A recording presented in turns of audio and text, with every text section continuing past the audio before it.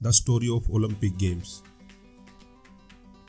हर कुछ साल बाद दुनिया भर से हजारों बेहतरीन खिलाड़ी ओलंपिक खेलों में भाग लेने के लिए एकत्रित होते हैं। ये दुनिया के हर कोने से और सैकड़ों देशों से यहाँ आते हैं और जब तक खेल चलते हैं पूरी दुनिया एक साथ एक मैदान पर शांति और एकता का उत्सव मनाती है। लेकिन क्यों? लगभग 3000 साल पहले सन 776 BC में पहली बार ग्रीस के ओलंपिया नामक स्थान पर ओलंपिक खेलों का आयोजन किया गया। ये एक दौड़ की प्रतिस्पर्धा थी जो देवताओं के राजा ज्यूस के सम्मान में रखी गई। ये प्रतिस्पर्धा हर 4 साल बाद कराई जाने लगी। एक ओलंपिक युद्ध विराम संधि के तहत खेलों के दौरान किसी भी युद्ध व लड़ाई की अनुमति नहीं थी, ताकि अलग अलग शहरों से खिलाड़ी खेलों में हिस्सा लेने के लिए सुरक्षित पहुंच सके।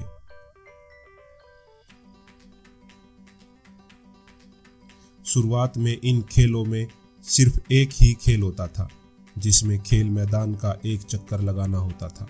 लेकिन समय के साथ इनमें और भी खेल जुड़ते गए, जैसे कुश्ती, रथ दौड़ आदि। शुरुआती ओलंपिक खेलों में सिर्फ पुरुष ही भाग ले सकते थे। जीतने वाले को काफी मात्रा में पैसा, उपहार और एक जैतून की टहनियों से बना ताज पहनाया जाता था, जो बहुत बड़ा सम्मान माना जाता था। आखिरकार 1000 वर्षों से चली आ रही परंपरा सन 393 AD में समाप्त हो गई। इसके बाद लगभग 1500 साल तक किसी ने ओलंपिक खेलों को फिर से आयोजित करने की कोशिश नहीं की। प्राचीन ओलंपिक के बाद छोटे छोटे आयोजनों का मॉडल यूरोप में शुरू हुआ, जो सैकड़ों सालों तक चला, जब तक कि सन 1894 में फ्रांस के पियरे डी कुबर्तीन द्वारा अंतर्राष्ट्रीय ओलंपिक समिति नहीं बनाई गई। पहले आधुनिक ओलंपिक खेल ग्रीस के एथेंस नामक शहर में सन 1896 में आयोजित किए गए, जिसमें कुल 14 देशों के 241 खिलाड़ियों ने भाग लिया था। तब एक छोटी सी शुरुआत ने बहुत कुछ बदल दिया। महिलाओं ने पहली बार सन 1900 में इन खेलों में भाग लिया। सन 1924 में ओलंपिक खेलों का विस्तार करते हुए शीतकालीन खेलों को बढ़ावा देने के लिए शीतकालीन ओलंपिक की शुरुआत की गई। इसी तर्ज पर 1960 में पैरालंपिक और 2010 में यूथ ओलंपिक की शुरुआत की गई, जिसमें 14 साल से 18 साल के खिलाड़ी भाग ले सकते हैं। हर दो साल बाद इस समय ओलंपिक खेलों का आयोजन किया जाता है। पहले ग्रीष्मकालीन ओलंपिक और 2 साल बाद शीतकालीन ओलंपिक, जिससे एक ग्रीष्मकालीन ओलंपिक से दूसरे ग्रीष्मकालीन ओलंपिक और शीतकालीन ओलंपिक से दूसरे शीतकालीन ओलंपिक के बीच 4 साल का अंतराल होता है।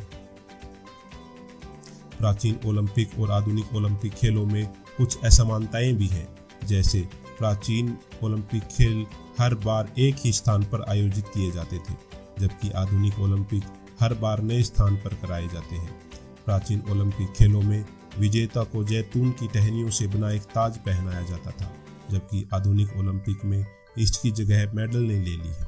तीसरे स्थान पर आने वाले खिलाड़ी को कांस्य, दूसरे स्थान पर आने वाले खिलाड़ी को रजत और पहले स्थान पर आने वाले खिलाड़ी को स्वर्ण पदक दिया जाता है। स्वर्ण पदक सच में सोने का नहीं बना होता, यह सिल्वर से बना पदक होता है, जिसमें सोने की परत पतली परत चढ़ी होती है।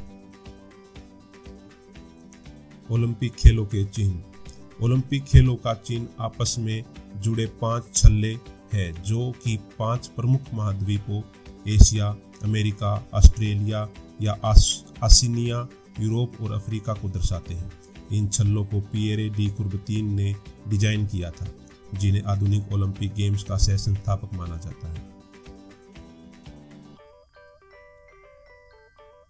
ओलंपिक ज्वाला या ओलंपिक मशाल ओलंपिक खेलों का एक प्रतीक है।